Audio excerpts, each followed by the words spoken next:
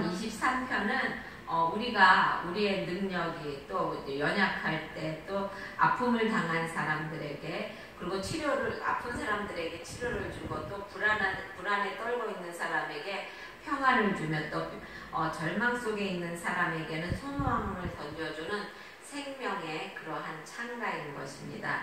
이 시편 23편이 지어질 때가 언제냐면요.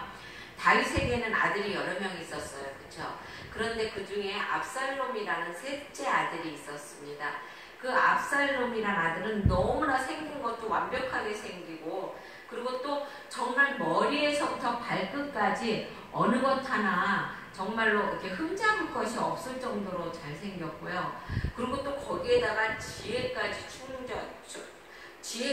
지혜까지 많아서 정말로 너무나 똑똑한 아들이었다고 합니다. 그래서 정말 그 다윗이 얼마나 사랑했는지 모릅니다. 그 아들은. 근데 그 아들이 항상 자기가 너무나 잘나고 자기가 정말 지혜도 다른 사람들보다 더 좋고 정말로 더 지식도 많고 그러니까 자기가 이 나라 왕이 될 거라고 생각을 하고 있었어요. 그랬는데 다윗의 눈은 항상 누구를 향하여 있냐면은 솔로몬을 향하여 있는 것이에요. 그러니까 이 압살롬이 어떻게 하냐면은 나중에는 아버지를 제치고 자기가 왕이 될 생각을 합니다. 그래갖고 그 아버지의 비밀을 정말 모르는 것이 없는 다윗 왕의 모사가 아히도벨을 자기가 그 사람을 꼬십니다. 그 사람을 돈으로 매수했던 뭘로 했던 자기 사람으로 만들고 많은 사람들을 자기 사람으로 만들어요. 정말 국민들도 막 자기 그 일을 가지고 다윗 왕을 만나러 오려고 그러면 성전 문에서 먼저 자기가 만나갖고 그 사람들에게 막 먼저 악수하고 입 맞춰주고 그러다 보니까 백성들의 마음도 압살롬을 향하여 가게 되었고요. 그런 상황이 되었습니다. 그랬을 때 자기가 이제 반기를 들어야 되겠다. 그리고 어떻게 하냐면 다윗에게 헤브론 성전에 가서 내가 기도를 좀 드려야겠다 이렇게 말을 하면서 헤브론 성전에 갑니다. 그래갖고 그곳에 가서 자기가 정말로 모사해야 할 날 그런 날을 디데이를 잡아가지고 아버지 다윗을 이제 몰아내려고 사람들 앞에 이제 그 사람들 봉기를 들게 되는 것이죠. 그랬을 때 다윗은 신하 몇 사람만 데리고 이제 쫓겨나게 됩니다. 쫓겨나게 되면서 그 가는 길이 얼마나 분하고 정말로 상처가 많겠습니까? 이게요 가족에게 받는 상처가 일반 사람에게 받는 상처보다 더 커요. 그런데 참으면 아들에게 받는 상처는 얼마나 크겠습니까? 그렇죠? 하지만 다윗은 울고 가는 것이 아니라 낙심하고 포기하지 않았습니다. 그러면서 하나님이 자기와 함께 해주실 거라는 것은 다윗을 믿었어요. 그래가지고 어떻게 해요? 그 아히멜렉의 아들인가 그가 이제 정말 그 법궤를 메고 왔을 때 뭐라고 그래요? 너네들은 나오지 말라고 그러잖아요.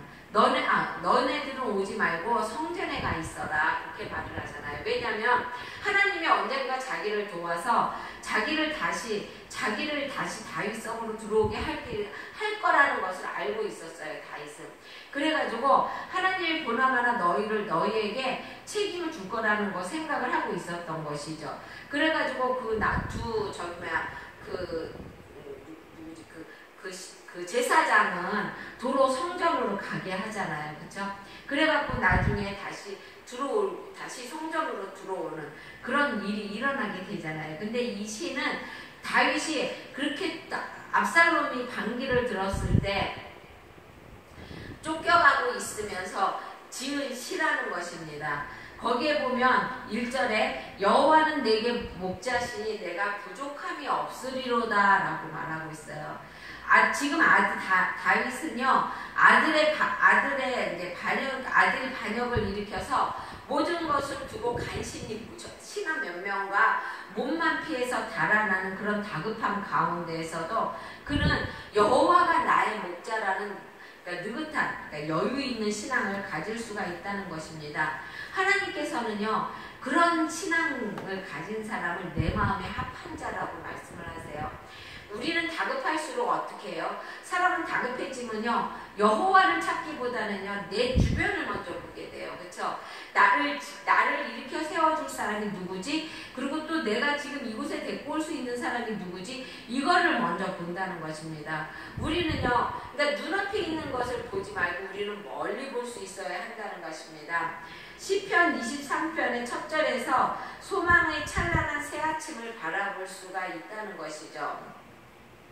여기서 목자는요 주님이고 양은 모든 그리스도인과 성도들을 말하고 있습니다. 양이 목자의 소유이듯이 우리들은 그리스도의 소유라는 것입니다. 하나님의 소유라는 것은 하나님의 소유물이라는 것은 하나님이 우리를 피조물로 만드셨기 때문이라는 것입니다. 목자 대신 그리스도 안에 바다와 같은 사랑이 있고 모든 허물을 덮어주시는 자비가 있다는 것입니다. 그 예수님의 그 마음 안에는 우리의 어떠한 잘못되어 덮어줄 수 있는 자비가 있다는 것입니다. 자비가 한이 없다는 것입니다. 그게 이제 참 하나님의 자비는 정말 한이 없다는 것을 참 많이 느껴요. 그렇죠? 사람의 용서함과 사람의 자비는요. 어느 그 삥도가 딱 되면은 그거를 넘지를 못해요. 그렇죠? 우리는 그러잖아요. 특히 나는 잘 들었는데 언젠가 아버님이 나한테 그런 말씀을 해주시더라고요.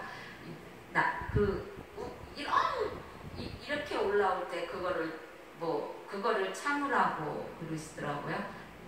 네. 그런데 그 올라오는 게 무엇인가를 제가 생각을 했어요. 참 많이 생각을 했는데 그것이 무엇이냐면 내가 참 많이 참아요. 많이 참고 안 참는다고 생각할지 모르지만 되게 많이 참습니다. 되게 많이 참고 있는데 참는 것이 이제 그 한도가 오면은 내가 이거 여기는 아닌데 이거는 아닌데 곧 찰나가 오면은 그때는 그동안 참았던 그 모든 것을 다 엎어버립니다. 그러니까 아버님이 말씀하시는 것이 그것이었던 것 같아요.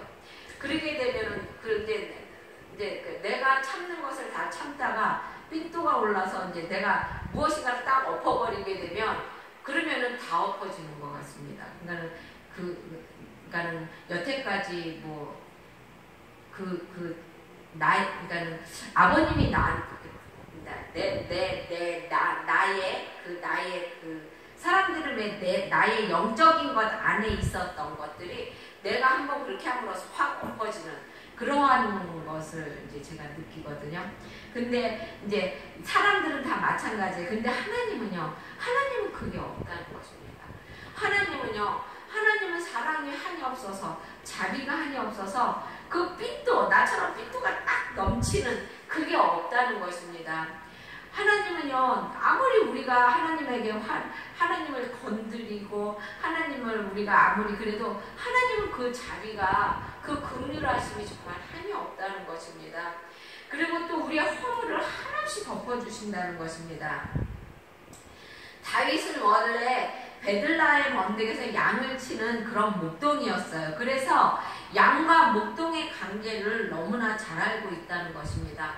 목동은요, 양에게 항상 좋은 풀을 먹이려고 애를 써요. 그렇기 때문에 양이 좋은 풀을 먹게 하고, 그리고 또 그 폭포같이 막 흐르는 물에서는 양이 물을 못 먹으니까 잔잔한 시냇가로 끌어들이고, 그리고 또 곰이 나타나서 어린 양을 움켜잡으면 다윗이 용감하게 가서 그 곰과 싸워서 이겨서 양을 다시 이렇게 찾아오고 그랬던 것을 다윗은 기억하는 것입니다. 그래서 하나님이 나의 목자가 되시니 내가 무엇은 염려가 있고 근심이 있겠냐는 것입니다. 왜냐하면 다윗은 자기가 양을 칠 때 그 양이 어려운 일이 있거나 또 막 힘든 일이 있으면 자기가 그 양의 어려움과 힘든 거를 자기가 다 풀어줬고, 그리고 또 그 양을 잘 지켰기 때문에 그런 목자 대신 그렇게 양 같은 나를 하나님이 지켜주시는 목자가 되시는데 무엇이 내가 걱정이 되겠느냐, 이런 말을 하는 것입니다.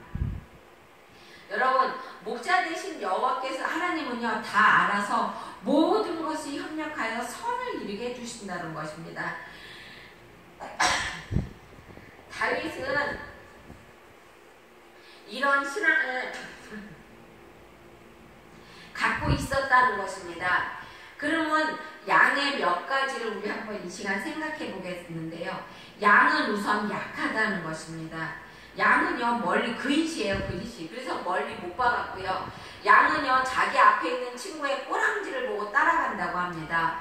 그래서 그 앞에 있는 양이 엉덩이에 빠지면은요 양들이 줄줄이 다 엉덩이에 빠진대요. 왜냐하면 근시기 때문에 내다보지를 못하는 것이에요. 그래서 악한 짐승이 와도 도망갈 수 있는 그런 여력이 없다는 것입니다. 왜 그냥 악한 짐승이 멀리서 봐도 양은 근시기 때문에 그것을 못 알아본다는 것입니다.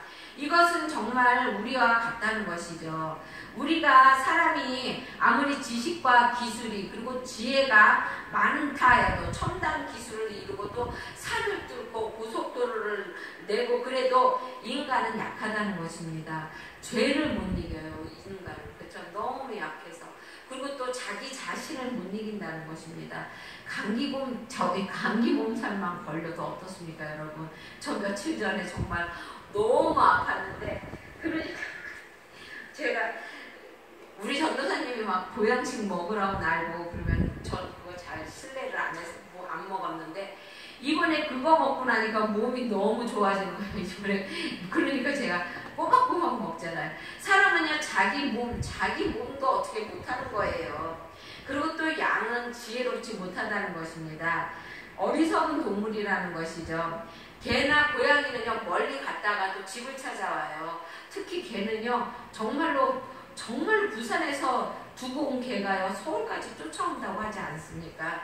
하지만 이 양은 태어날 때부터 자신의 길을 스스로 찾을 수 있는 그런 짐승이 아니라는 것입니다. 그러면서 또 자기의 뜻은 엄청 고집이 세가지고요. 한번 자기가 이곳으로 가야 된다고 생각하면 꼭 그곳으로 간답니다. 그러니까 우리 인간도 마찬가지예요. 지혜롭다고 말은 하지만, 그쵸? 하지만 때로는 그냥 복된 길이 아니라 망할 길로만 찾아가는 것이 우리 인간이잖아요. 그쵸? 그리고 또 항상 우리는 이 양들처럼 스스로 본향으로 가는 길을 찾지를 못한다는 것입니다. 양들이 자기 우리를 찾지 못하듯이 그 양들 봐봐요. 자기 우리로 가려고 그러면 어떻게 해요? 우리 그전에 대관령에 가서 보니까 개 한 마리가 양을 막 쫓으면은 그 앞에 있는 양이 달리는 것을 쫓아서 같이 달리잖아요. 그렇죠? 그렇게 자기 집을 못 찾아간다는 것입니다. 우리 사람들도 그렇잖아요. 그렇죠? 자기 본향을 못 찾아가잖아요. 그래서 어떻게 해요? 예수님이 얘야 거기가 내 본향이 아니고 이곳이 내 본향이란다. 이렇게 알려주어도 자기 고집 때문에, 그쵸? 고집 때문에 그 본향으로 가는 그 길을 못 찾고 항상 이 시간에 못 오고 엄한 길로 가고 그러잖아요. 그쵸? 그렇다면 양의 진정한 행복은 자신에게 있는 것이 아니에요. 그쵸? 양의 행복은요, 목동을 어떤 사람을 만나느냐에 달려있는 것이에요. 양이 정말로 악한 목동을 만나면은요, 정말로 먹지도 제대로 못하고요, 정말로 게으른 목동을 만나면 맨날같이 떼약볕에서 그냥 그 풀 말라버린 풀만 먹게 되고, 물도 게을러서 목동이 제대로 데려다 줘야 되는데 안 데려다 주니까는 그냥 물도 제대로 못 마시게 되고 이렇게 된다는 것입니다. 그러니까 우리는 얼마나 행복하니까 우리는 정말 우리의 목자이신 하나님, 정말 모르는 것이 없고 정말 우리에게 항상 피할 길을 주시고 또 사랑과 긍휼이 한이 없으신 그 하나님이 우리의 목자가 되신다는 것이 얼마나 감사합니까? 요한복음 10장 11절에 보면 나는 선한 목자라고 말씀하고 계십니다. 목자에게는 지팡이가 들려있는데요. 이것은 능력과 인도를 의미하고 있습니다. 모세의 지팡이가 어떻게 했습니까? 이스라엘 백성을 출애굽시키지 않았습니까? 그렇죠? 우리 주님은 우리를 의의 길로 그리고 진리의 길로 생명의 길로 인도해 주신다는 것입니다. 오늘날도 성령님의 인도하심이 변함없이 이어지고 있다는 것입니다. 성령님이 지금도 우리를 변함없이 인도하고 있다는 것입니다. 그래서 성령님의 그 인도하심을 받은 사람은 거듭나게 되고 그리고 또 권능을 주시며 또 거룩하게 해주신다는 것입니다. 그뿐만 아니라 우리들의 삶에 위로를 주시고 또한 기쁨을 주시고 소망을 주시며 또 우리들의 최후의 목적인 하늘나라까지 안전하게 인도하여 주신다는 것입니다. 그리고 또 양은요, 의존적인 짐승이라는 것입니다. 자기가 그렇게 근시이고 그리고 또 아무것도 모르고 그러니까 어쩔 수 없이 의존적일 수밖에 없는 것이에요. 그렇죠? 그러니까 우리도 마찬가지예요. 사람도 의존적이잖아요. 그렇죠? 때로는 재물에 의지하고 때로는 권력에 의지하고 또 때로는 배경에 의지하고 하지만 우리는 진정한 의지, 우리가 진정으로 의지할 수 있는 것은 하나님밖에 없다는 것입니다. 여호와를 나의 목자로 의지하면 어떤 복이 있는가 보면은요, 1절에 보면 부족함이 없는 삶을 산다고 말하고 있습니다. 그 목자는 우리의 목자가 아니라 나의 목자입니다. 내가 맨날 우리 전도사님한테 우리 신랑 그러니까 저기 정말 덕풍순복음교회 목사님이 우리 신랑이 뭐냐, 전부 다 우리 신랑이면 다 우리 신랑이냐, 내 신랑 이렇게 해야지 이렇게 말했고 계세요. 근데 마찬가지예요. 우리의 하나님이 아니라 나의 하나님이라는 것입니다. 하나님과 우리는 1대1이라는 것입니다. 요한복음 3장 16절에도 보면은 하나님께서는 우리에게 예수님의 생명까지도 아끼지 않으셨잖아요. 그렇죠? 하나님이 세상을 이처럼 사랑하사 독생자를 주셨으니 이는 그를 믿는 자마다 영생을 얻게 하렵니다 라고 말씀하시고 계시잖아요. 우리에게 생명을 주셨다는 것입니다. 베드로전서 5장 7절에 보면 너희 염려를 다 주께 맡겨버리라 이는 저가 너희를 권고하심이다 라고 말하고 있습니다. 여기서 권고라는 것은 모든 것을 해결해 주신다는 것이에요. 내가 해결사라는 것입니다. 그렇게 말씀하고 계십니다. 인도에 가면은요, 돌을 닦는 사람들이 되게 많대요. 그때 어떤 사람이요, 그 동굴에 가서 모든 것을 다 막아버리고 한 주먹 들어갈 수 있는 구멍만 뚫었다고 합니다. 그래갖고 그 구멍을 통하여 사람들이 자기를 주면 먹고 안 주면은 안 먹고 이렇게 생활을 했다고 합니다. 그런데 그 구멍을 통하여서 사람들이 그 6년 동안 그 많은 사람들이 거기다 좀 음식을 주고 가기도 하고 그랬답니다. 그런데 하루는 썬다싱이라는 사람이 이렇게 지나가다가 그 사람에게 물었답니다. 당신은 이런 고생을 통해서 무엇을 얻었느냐고 이렇게 물어봤답니다. 그때 굴 속에 있는 사람이 아무것도 없음을 알았다고 말하더래요. 그래서 깨달았으면 이제 나오지 왜 안 나오고 있느냐 그랬더니 그러고 말하고 있더랍니다.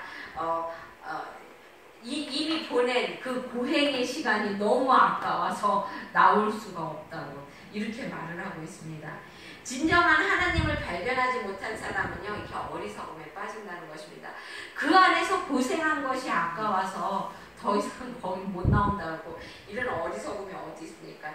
요한복음 10장 10절에 보면 내가 온 것은 양으로 생명을 얻게 하고 더 풍성히 얻게 하려 함이다 라고 말하고 있습니다. 그리고 2절에 보면은요, 여호와를 나의 목자로 삼으면 푸른 초장으로 실만한 물가로 인도하여 주신다고 말하고 있습니다. 푸른 초장은요, 영적으로 풍성한 하나님의 말씀의 꼴을 의미하고 있어요. 그리고 또 육신적인 풍성한 부자의 풍요로움을 의미하기도 합니다. 그리고 실만한 물가라는 것은 편안함을 의미합니다. 모든 짐을 맡아주신다는 것을 의미하는 것이죠. 마태복음 11장 28절에 보면 수고하고 무거운 짐진 자들아 다 내게로 오라 내가 너희를 쉬게 하리라 라고 말하고 있습니다. 팔레스타인의 오후는요 되게 덥대요. 되게 더워서 그 양들을 아침에 잠깐 풀을 먹이고 난 다음에 오후가 되면 그늘로 이렇게 옮겨줘야 된대요. 실만한 그러니까 물가나 그늘로 이렇게 시원하게 해줘야 된다는 것입니다. 우리 주님도 마찬가지라는 것입니다. 우리 주님도요, 우리에게 좋은 것으로 먹이시고 또 우리가 실만한 것, 우리가 정말로 막 뜨거워질 때는 우리에게 고난이 닥쳐오려고 그러고 우리가 정말로 피해야 할 때는 하나님께서 우리를 이렇게 피할 수 있게 해주신다는 것입니다. 요한복음 10장 28절에 보면 내가 너희에게 영생을 주노니 영원히 멸망치 아니할 터이요 또 너희를 내 손에서 빼앗을 자가 없느니라 라고 말씀하고 계십니다. 시편 121장 5절에 보면 여호와는 너를 지키시는 자라 라고 말하고 있습니다. 오늘 본문의 안식은요, 충분한 양식이 있는 안식이에요. 안식이라고 해서 내가 막 굶어가면서 정말로 편안하지 못한 가운데 안식을 얻는 것이 아니라 부족함이 없는 넉넉한 안식을 하나님이 우리에게 허락하신다는 것입니다. 이 안식을 누리기 위해서는요, 우리에게 절대적인 순종이 필요하다는 것입니다. 양이 목자의 말을 안 들으면은요, 그러한 안식을 얻을 수가 없어요. 양이 목자의 말을 안 들으면 어떻게 됩니까? 굶어 죽거나 짐승에, 그러니까 사자나 곰에게 물려 죽게 된다는 것입니다. 3절에 보면은 여호와를 목자로 삼는 자는 영원에 소생되는 은혜 속에 산다고 합니다. 내 영혼을 소생시키시고 자기 이름을 위하여 의의 길로 인도하시는도다 라고 말씀하고 계세요. 내 영혼을 소생시키신다고 그래요. 영혼을 소생시키신다는 것은 내가 범죄하여서 내 영혼이 죽었는데 그 영혼을 하나님께서 진정한 생명의 길로 인도하여 내신다는 것입니다. 영혼이 제자리로 찾아가게 해 주신다고 말하는 것입니다. 그렇고 또 새롭게 만들어 주신다는 것입니다. 언젠가 어떤 전도사님이 저한테 그런 말씀을 하세요. 가게에 흐르는 저주 때문에 뭐 이렇게 말씀하세요. 여러분, 예수를 믿는 사람은요, 가게에 흐르는 저주가 없어요. 왜냐하면은요, 예수를 믿는 사람은요, 예수를 믿음과 동시에 새 생명으로 태어나는 것입니다.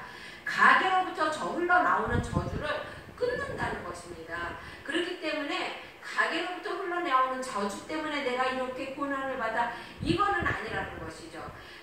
그의 가게로부터 흘러나오는 저주는, 그런 거는 뭐냐면은 자기가 그동안 있었던 습관적으로 했던 거, 그런 거 예수를 믿으면은 예수님 안에서 다 변화가 되잖아요. 그렇죠? 그런 것이지, 그 습관이 변화되는 것이지, 가게로부터 내려오는 저주나 그런 것은 끊어진다는 것입니다. 무당을 섬기던 가정도요, 예수를 믿음과 동시에 그 무당으로부터 오는 그 저주가 끊어져요. 그런 것과 마찬가지로 가게로부터, 왜냐하면 예수님께서 내 영혼을 소생시키신다고 그랬거든요. 새롭게 이렇게 만들어 주신다는 것입니다. 그렇기 때문에 우리는 예수님을 믿는 사람들은 우리의 영혼이 새롭게 소생된다는 것입니다. 우리의 믿음의 사람들은요, 우리의 모든 것을 주께 맡기고 기도해야만 한다는 것입니다. 그랬을 때 우리의 지친 영혼을 주님이 새롭게 소생시켜 주시고, 그리고 또 찬양과 기도가 우리의 입술에서 떨어지지 않게 해주신다는 것입니다. 시편 55장 22절에 보면 내 짐을 여호와께 맡겨버리라. 너를 붙드시고 의인의 요동함을 영원히 허락지 아니하시리로다 라고 말씀하고 계세요. 하나님은 우리에게 모든 것을 맡겨버리라고 말합니다. 그리고 우리는 그냥 홀가분한 마음으로, 홀가분한 그냥 몸으로 그냥 하나님을 쫓아서 가라고 말을 하고 있습니다. 상처 있고 상한 마음이 있으니까 저도 참 저는 우리 정말 친정 식구들한테 상처를 많이 받았었는데, 그거 다 하나님께 맡기고 기도하면은 하나님께서 치유해 주시고, 그리고 또 하나님께서 그 모든 것을 새롭게 하여 주신다는 것입니다. 우리는 하나님의 자녀입니다. 그래서 우리는 죄에서, 사망에서, 그리고 또 실패에서, 그리고 또 그 악한 마귀의 포로에서, 가난에서, 질병에서 건져내 주신다는 것입니다. 그것이 무엇입니까? 구원입니다, 여러분. 시편 50장 10절에 보면 환난 날에 내게 부르짖으라. 내가 너를 건지리니 내가 나를 영화롭게 하리라 라고 말하고 계십니다. 하나님은요, 우리를 영화롭게 해주신다고 약속하십니다. 그러니까 우리는 모든 것을 다 하나님께 맡기고 하나님께 의지하는 여러분이 되시길 주의 이름으로 축원드립니다. 기도하겠습니다. 사랑해 주님 감사합니다. 하나님 저희들이 항상